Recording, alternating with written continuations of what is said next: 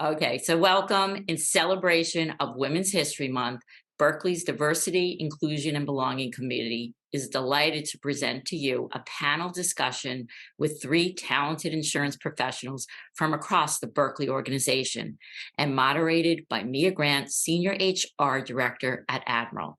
On behalf of the DIB committee, I wanted to thank Renée Lunceford, Vice President of Marketing at Midwest Employers Casualty, Krunali Modi, Assistant Vice President and Assistant Controller at Berkley Shared Services, and Laura Goodall, Vice President of Risk Management at Berkley Corporation. We thank them for their inspiring stories, their time, and willingness to share their experience with all of us.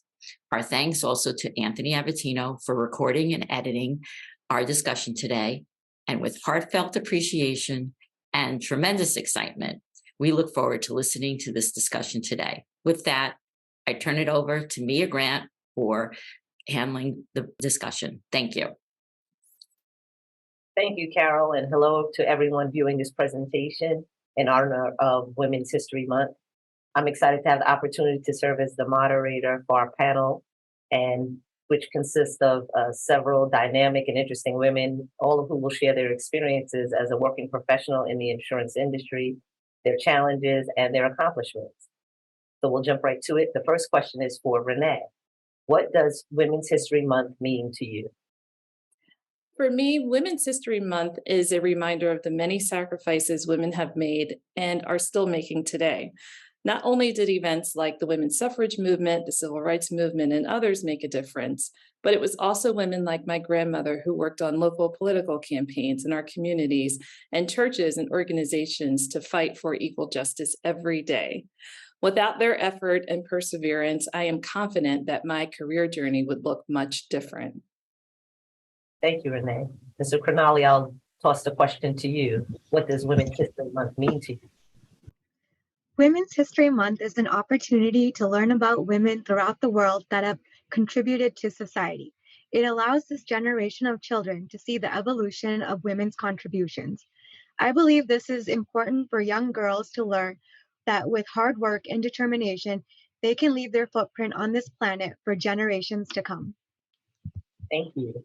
And Laura, what does it mean to you? Well, when I first saw that question, I thought it was interesting because in the beginning of my career, I don't remember ever hearing about Women's History Month, or even in my childhood. It is only really recently that it seems to have taken a front and center stage in the global discourse. And I would say similarly, I'm grateful to everyone who's gone before me. And I feel quite happy that it has become a time to recognize women. However, we're not fully there yet as a global society. I think, we're lucky to work in places where women are still celebrated, and we have to keep working at moving forward. Thank you. So Renée, what are some of the successes you've had over the course of your career? I think one of the biggest successes I experienced was when I was charged to reorganize our marketing operations. And that included revising not only new processes, but also making sure we had the right talent on the team. And so when I think about the struggle around where do I even start, it's pretty daunting. However, thinking back on how far we've come in our department, from direct mail, also known as snail mail campaigns, to podcast and video production, I know that without a strong team and the collaborative effort required to pull these types of projects off, it would surely fail. So I am pretty proud of our marketing team and those from other disciplines that have contributed to our success. So this is just one of the examples I could think of that I consider success during my career journey. Thank you. So Krunali, what are some of the successes that you've had over the course of your career? I would say I've had great opportunity to build a career path, which has allowed me to advance over the past 10 years. Working for a shared service unit has allowed me to work with multiple profit centers and learn about different views on how to handle various tasks.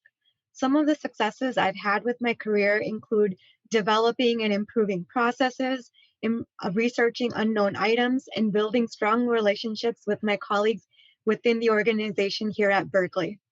So, Laura, what about you? What are some of the successes, or what maybe one specific success that you really feel has helped to move your career forward?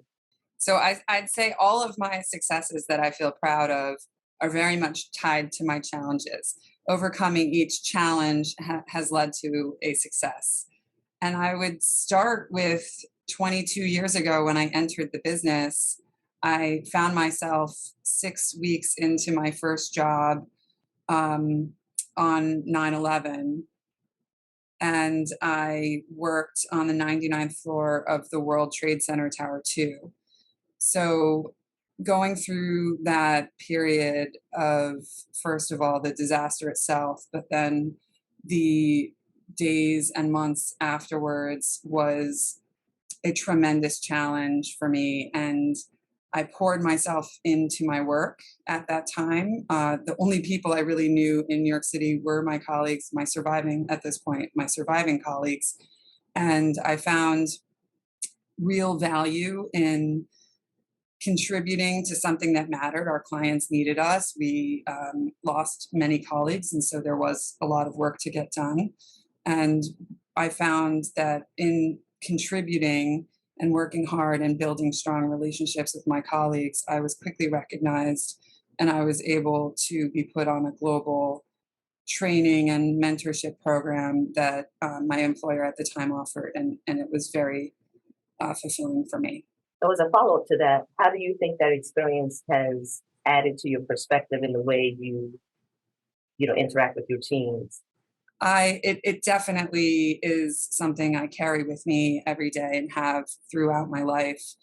It makes me value every single moment. And I think I'm predisposed to do that anyway, but certainly having had that experience, it helps you realize not to take anything for granted, time especially. So capitalizing on giving positive feedback, capitalizing on building strong relationships, and really doing your best every day and being proud of what you've accomplished every day. And so, Renee, when you think about the successes that you've had, what sort of perspective do you bring to the teams as far as all of the things that you've done? What is, I guess, a core perspective that you bring as you work with folks and think about how you can make an impact on your team? I believe that the things that I've demonstrated over the years have been valued by most of the people I've worked with, but my perspective is only a small part of the bigger picture. I think the value lies in the ability as a leader and a team member to listen, to be open to the ideas of others so that we can ultimately add value together. Thank you for sharing that. And Krunali, what about you? What perspective do you bring to your teams based on your past experiences? I would say working at Berkley has allowed me to think outside the box when approached with a difficult task at hand. Some companies are used to handling certain tasks in a certain point of view. As someone new to the corporation, I get to question that current process and try to think if there's another way to support that function, whether it's changing the entire process or creating more automation. So, what are some of the challenges that you face in your career, and how have you overcome them? So, I'm going to go back to Laura with that one. So, what are some of the challenges? You mentioned that. Yeah, so another one of my challenges was moving to the UK. So we all think of the US and the UK as being very similar, but I quickly found that was not the case, that culturally, while we somewhat share a language, but that's debatable, we have very different cultures, and especially in the workplace. So when I first arrived on the scene about 7 years into my career, I was told I was too loud. I was told I was too opinionated. I was told if I was giving any sort of constructive feedback that I was too abusive, was a word that was used. And I had to really, it took a little bit of time, but I had to learn how to immerse myself into a different culture. And I realized that it is something that I can do. And, we are all very capable of continuing to be ourselves, but learning to be thoughtful when around, folks or that are different or have different ways of doing things or approaching people. And that experience for me was very rewarding and ultimately allowed me to learn a different market, and having that perspective changing, rather than through my American lens, understanding what it looked like through a British or a London market lens is something that has been very helpful to my career since. Such an interesting experience. And so, Renee, I'll ask you, so what are some challenges maybe that you faced, and what did you do to overcome them? I think my biggest challenge that I've faced is more of a personal challenge, and that is not asking for help. I sometimes had this mindset that, it would just be easier if I did it myself, and that by the time I explain it, the task could already be done.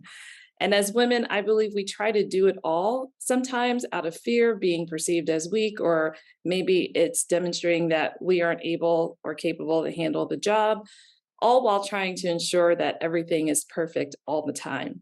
Since I've learned to ask for help a little more often and have learned to share some of the load so that others could also get some experience, things have become a little less overwhelming at times. But I do still find myself taking some things on that I probably should delegate. But that is a work in progress. I'm working on that. Yeah, I appreciate your transparency with that, because I think a lot of women do struggle with that. And so I think it's something that we have to keep in front of the way we handle or proceed in, our work. So, Krunali, what about you? So what are the challenges that you face, and how did you overcome it? Oh, absolutely. I would say when I first started my job here at Berkeley, I think that was probably the biggest challenge alone. This was the first job that I had out of college that was working for a large corporation, and I came with no insurance experience. So being able to adapt into all of those terminologies, I had to learn the structure and the insurance terminology over a period of time. Luckily, I was able to get assistance from some coworkers in management and took some accounting insurance courses. And as a result, I was able to address any challenges that came my way over time. So we talked about challenges, but one of the biggest challenge is the way that we have to navigate through family and if we have children. So, Laura, can you tell us maybe what is a challenge that you've had as a working parent, and how were you supported in the workplace? Yeah, so I have two children, and I had one actually while I was in the UK, and one here in the US. So I did get to experience a slightly different post childbirth experience in each country, and it's each country, I would say, does some things that are very helpful. The UK does have a tradition of giving more time off after parents have children.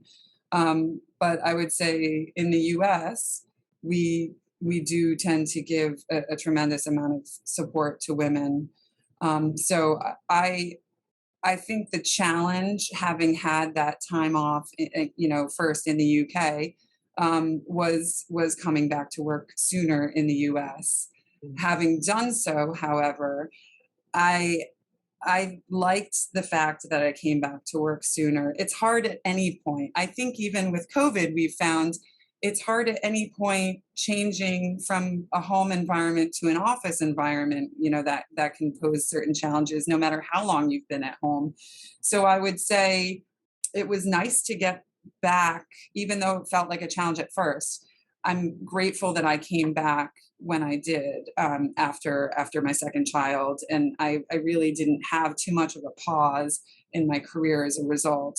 I would say in terms of support at work, I think more now than when I began my career. I don't remember anybody senior to me or older taking calls from school or nurses, or, having distractions while in a meeting, for instance. And I think now when things come up, everyone is very understanding, and they expect you to take care of whatever it is you need to take care of for your family if it's an emergency, and they will wait for you to, be ready to come back.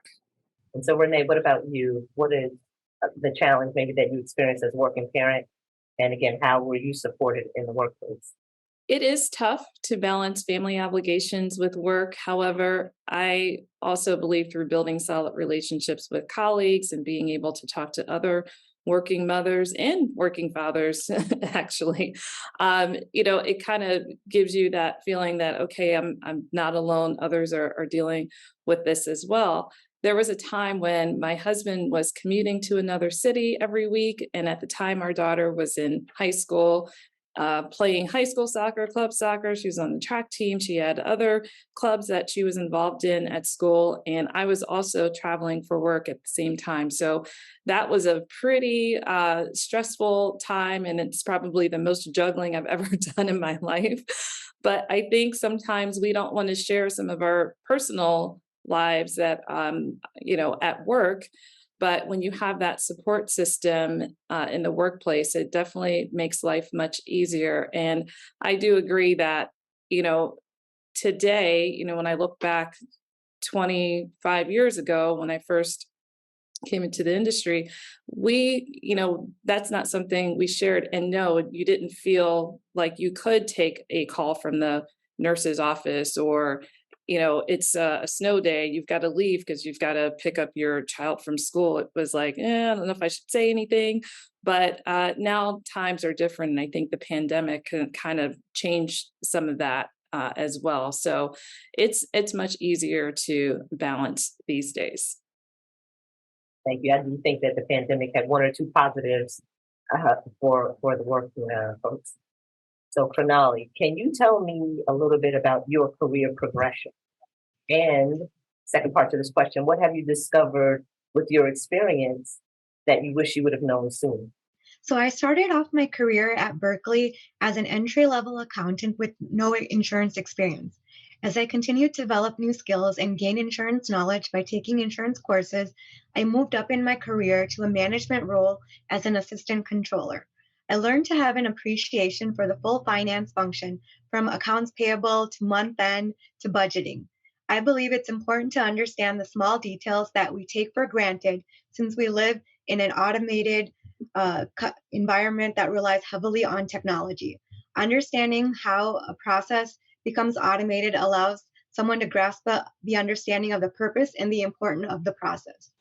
As for what I wish I knew at a younger point, I would tell myself to never limit yourself. The industry may be what it is at a certain point of time, but it may not always stay that way. Don't be afraid to try something new. Take the chance to make that move, because there might be hundreds of opportunities down the line. As long as you give your 101%, anything can be achieved with hard work and determination. So, Laura, what about you? Can you tell us a little bit about your career progression? And then again, what do you wish you knew back when, and would have told your younger self?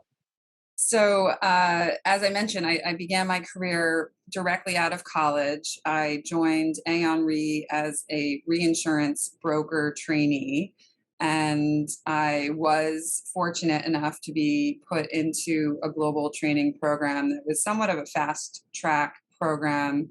I was given excellent mentors. I would say mentorship is so important for young talent coming into the business. And I'm very fortunate to still be in touch with those early mentors that I had. I then went from the training program to work on global property and casualty accounts out of the New York office. And then I requested a transfer to go to London and start learning something completely new. So rather than work in the North American department, I wanted to really understand the London market. So I worked in the London market specialty casualty department and learned the Lloyd's business. And from there, one of my clients offered me a job to manage their cat modeling and their reinsurance buying. So I took that job and I was there for 5 years, and I learned a lot of new lines of business I hadn't had exposure to before, like the traditional London market specialty lines like marine and aviation war and personal accident. And then from there, I took the Berkley job 9 years ago. So I was excited to take a more global position, and this allowed me to do that. And through my time at Berkley, I've been able to work with all of our companies all over the world and all the lines of business that we write at Berkley, which is almost all lines of business that are in the market. And I've continued to learn through my experience at Berkley and enjoy getting to know new people.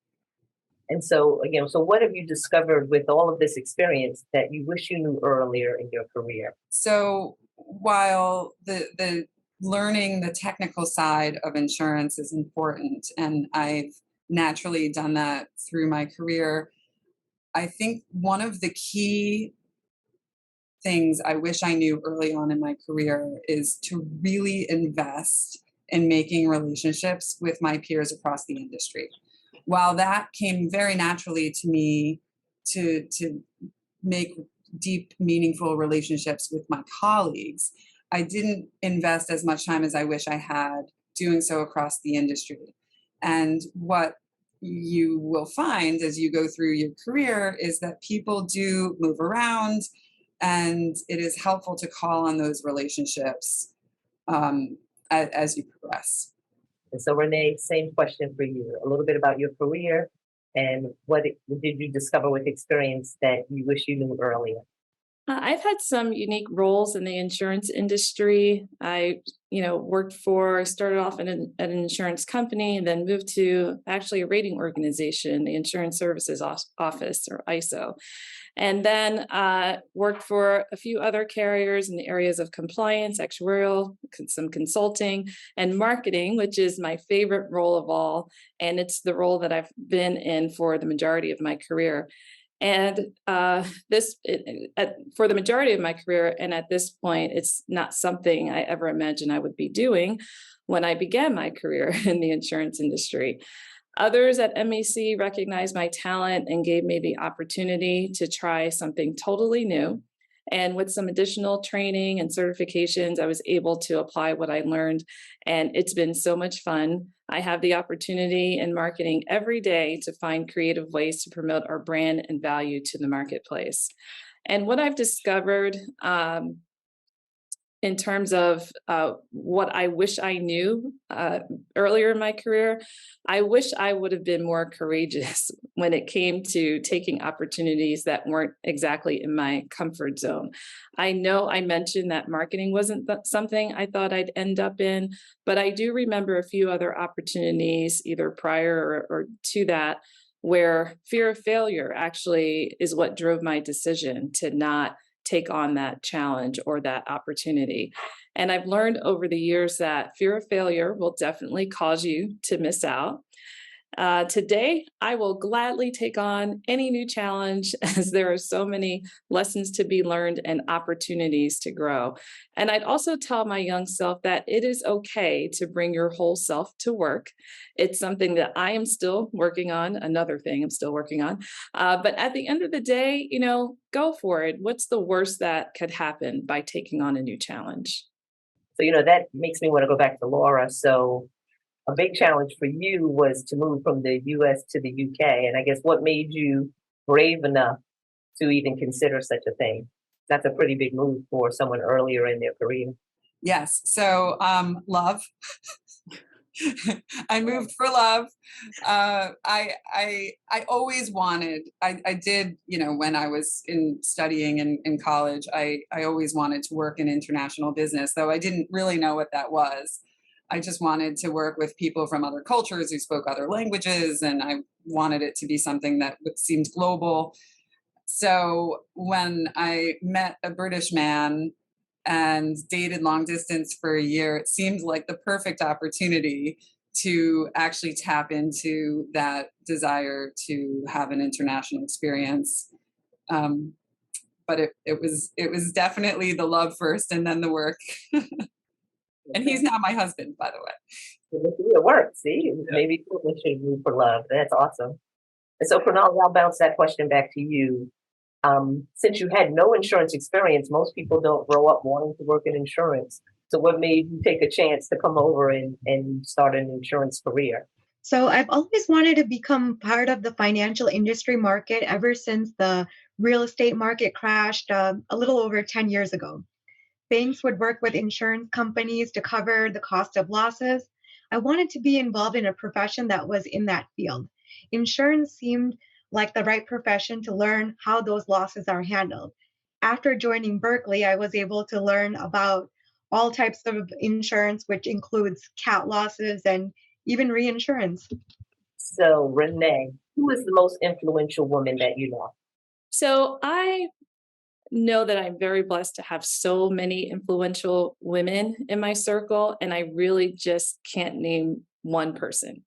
I am a proud member of the first Black Divine Nine sorority, and I have the privilege of being supported by some of the most influential women of all ages and stages of their career in various industries.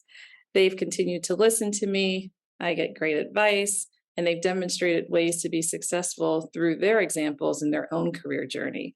I am inspired and hope that I can do the same and inspire young women in our industry as much as they have inspired me.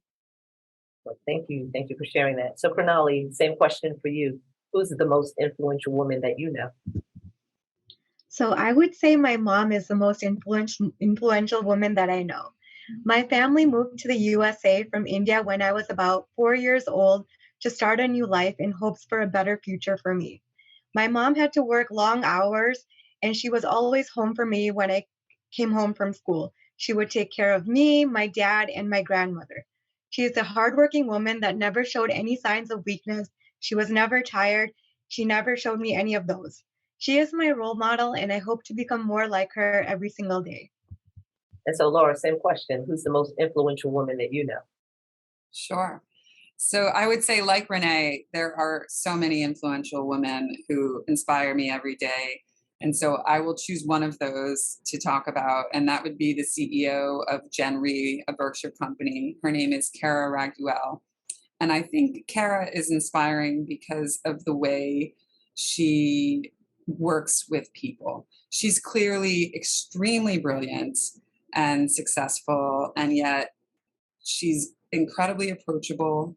She will treat everyone the same, whether they are an assistant or another peer CEO.